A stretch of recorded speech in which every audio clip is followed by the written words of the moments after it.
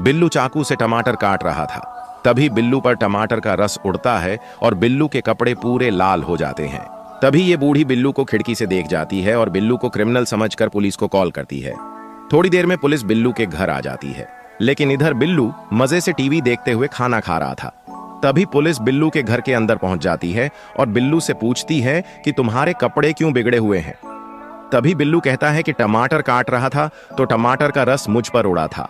लेकिन तभी कुछ ऐसा होता है जिसे देखने से पहले अगर आप भी अपने मम्मी पापा से प्यार करते हैं तो वीडियो को लाइक और चैनल को सब्सक्राइब कर देना। तभी पुलिस भी बिल्लू के साथ पार्टी करने बैठ जाती है और पुलिस इस चुगली करने वाली बूढ़ी को गिरफ्तार कर लेती है।